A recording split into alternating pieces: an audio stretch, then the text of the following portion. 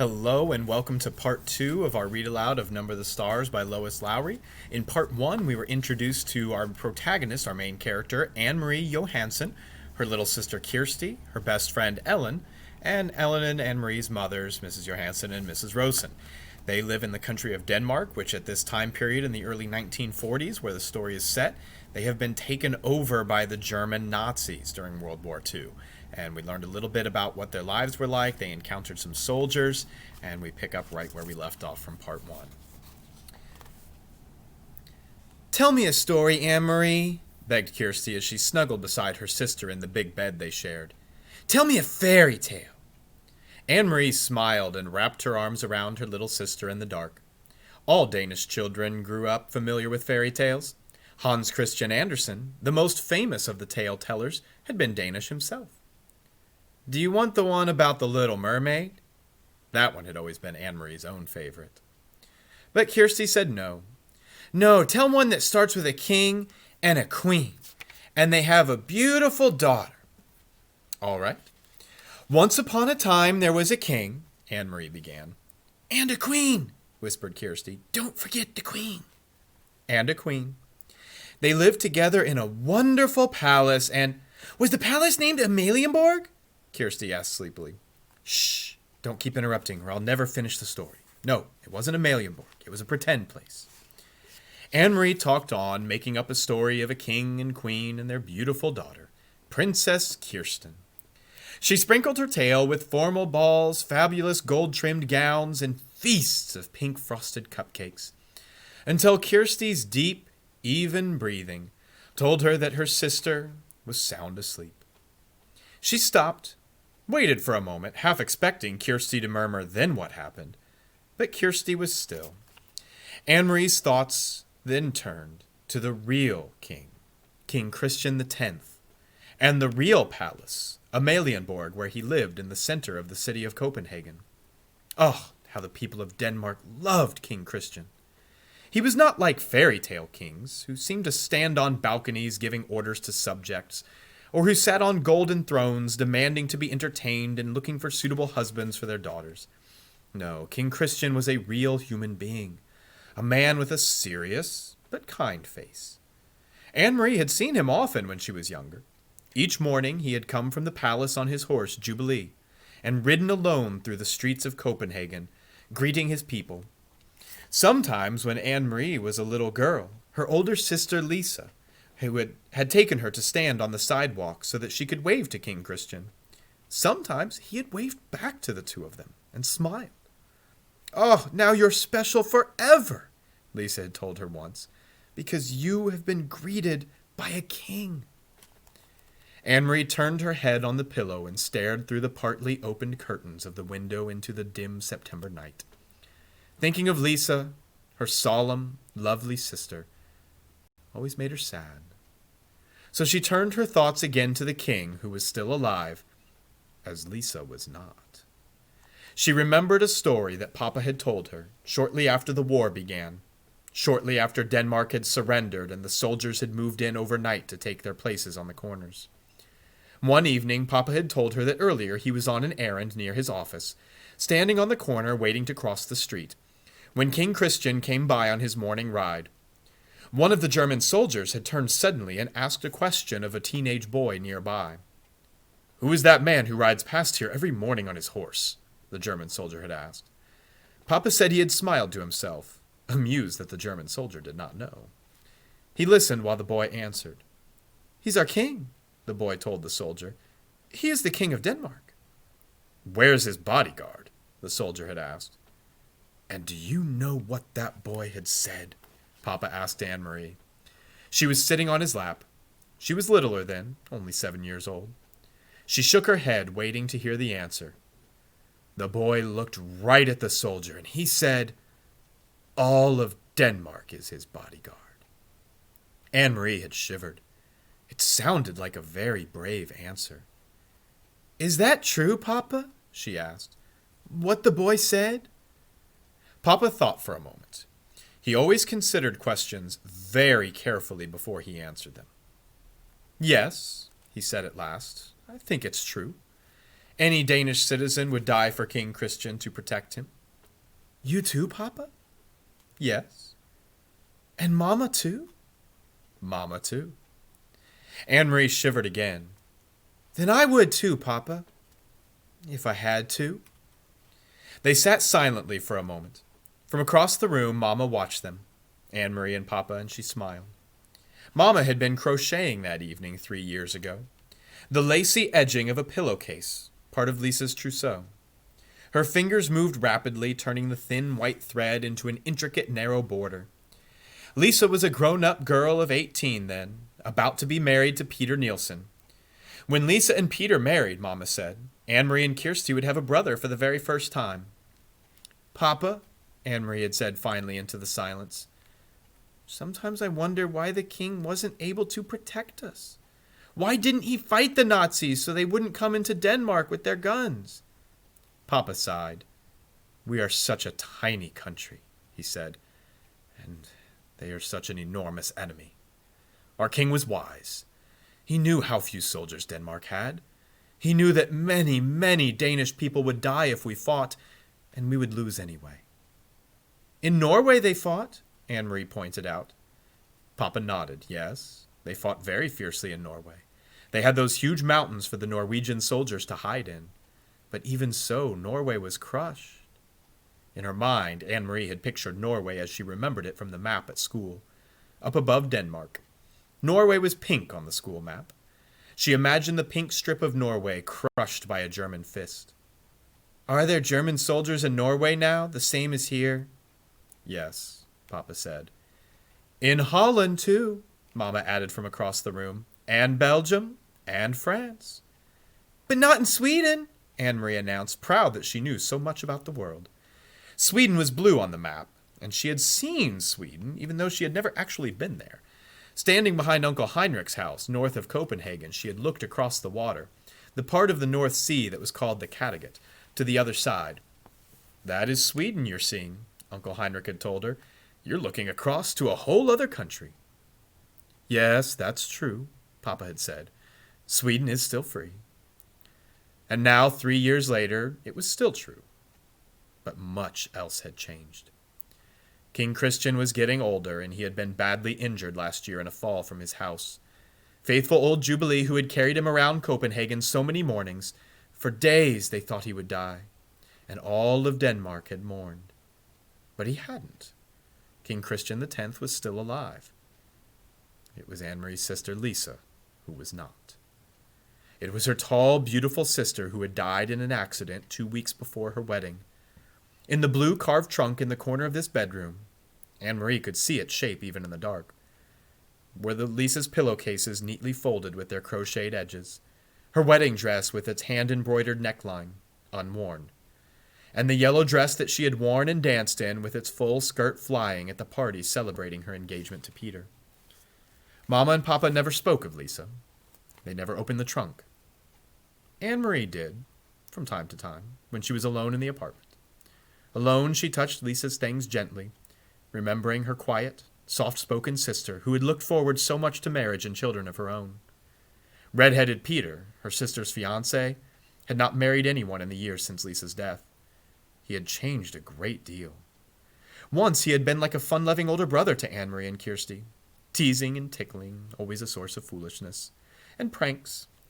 Now he still stopped by the apartment often, and his greetings to the girls were warm and smiling, but he was usually in a hurry, talking quickly to Mama and Papa about things Anne-Marie didn't understand. He no longer sang the nonsense songs that had once made Anne-Marie and Kirsty shriek with laughter, and he never lingered anymore. Papa had changed too. He seemed much older and very tired, defeated almost. The whole world seemed to have changed. Only the fairy tales remained the same. And they lived happily ever after, Anne-Marie recited, whispering into the dark, completing the tale for her sister who slept beside her, one thumb in her mouth. The days of September passed, one after the other, much the same. Anne-Marie and Ellen walked to school together and home again, always now taking the longer way, avoiding the tall soldier and his partner. Kirsty dawdled just behind them or scampered ahead, though never out of their sight. The two mothers still had their coffee together in the afternoons. They began to knit mittens as the days grew slightly shorter and the first leaves began to fall from the trees, because another winter was coming. Everyone remembered the last one. There was no fuel now for the homes and apartments in Copenhagen, and the winter nights were terribly cold. Like other families in their building, the Johansons had opened the old chimney and installed a little stove to use for heat, at least when they could find coal to burn. Mama used it too sometimes for cooking because electricity was rationed now. At night, they used candles for light. Sometimes Ellen's father, a teacher, complained in frustration because he couldn't see in the dim light to correct his students' papers. "Soon we'll have to add another blanket to your bed," Mama said one morning as she and Anne-Marie tidied the bedroom. "Kirsty and I are lucky to have each other for warmth in the winter," Anne-Marie said. "Poor Ellen to have no sisters." "Well, she'll just have to snuggle in with her mama and papa when it gets too cold," Mama said, smiling. "I remember when Kirsty slept between you and Papa. She was supposed to stay in her crib, but in the middle of the night she would climb out and get in with you," Anne-Marie said, smoothing the pillows in the bed. Then she hesitated and glanced at her mother, fearful that she had said the wrong thing, the thing that would bring the pained look to her mother's face. The days when little Kirsty slept in Mama and Papa's room were the days when Lisa and Anne-Marie shared this room. But Mama was laughing quietly. I remember too. Sometimes she even wet the bed in the middle of the night. "I did not," Kirsty said haughtily from the bedroom doorway. "I never ever did that." Mama, still laughing, knelt and kissed Kirsty on the cheek. "Time to leave for school, girls." And then she began to button Kirsty's jacket. "Oh, dear," she said suddenly. "Look, this button is broken right in half. Anne-Marie, take Kirsty with you after school to the shop where Mrs. Hirsch sells thread and buttons. See if you can buy just one to match the others on her jacket. I'll give you some money. It shouldn't cost very much." But after school, when the girls stopped at the shop, which had been there as long as Anne-Marie could remember, they found it closed. There was a new padlock on the door and a sign, but the sign was in German and they couldn't read the words. "I wonder if Mrs. Hirsch is sick," Anne-Marie said as they walked away. "I saw her Saturday. She was with her husband and their son. They all looked just fine." "At least the parents look just fine," Ellen went on. "Their son always looks like a horror." She giggled. Anne-Marie made a face. The Hirsch family lived in the neighborhood, so they had seen the boy named Samuel often. He was a tall teenager with thick glasses, stooped shoulders, and unruly hair. He rode a bicycle to school, leaning forward and squinting, wrinkling his nose to nudge his glasses into place. His bicycle had wooden wheels, now that rubber tires weren't available, and it creaked and clattered on the street. That's another example of the Nazis taking resources like rubber that you can't make tires with, so they had to do with what they had, so they had to make bike tires out of wood. "I think the Hirsches all went on a vacation to the seashore," Kirsty announced. "Oh, and I suppose they took a big basket of pink frosted cupcakes with them," Anne-Marie said sarcastically to her sister. After considering this for a moment, Kirsty replied, "Yes, I suppose they did." Anne-Marie and Ellen exchanged looks that meant, Kirsty is so dumb. No one in Copenhagen had taken a vacation at the seashore since the war began. There were no pink frosted cupcakes, and there hadn't been for almost a year. Still, Anne-Marie thought, looking back at the shop before they turned the corner, where was Mrs. Hirsch? The Hirsch family had to have gone somewhere. Why else would they close the shop? Mama was troubled when she heard the news. "Are you sure?" she asked several times. "We can find another button someplace," Anne-Marie reassured her. "Or we can take one up from the bottom of the jacket and move it up. It won't show very much." But it didn't seem to be the jacket so much that worried Mama. "Are you sure the sign was in German?" she asked. "Maybe you didn't look carefully." "Mama, it had the German swastika on it." Her mother turned away with a distracted look. "Anne-Marie, watch your sister for a few moments and begin to peel the potatoes for dinner. I'll be right back." "Where are you going?"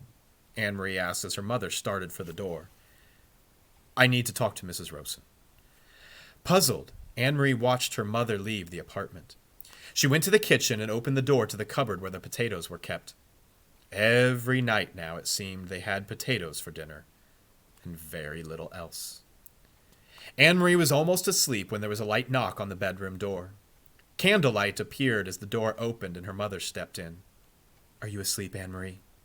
"No. Why? Is something wrong?" "No, nothing's wrong.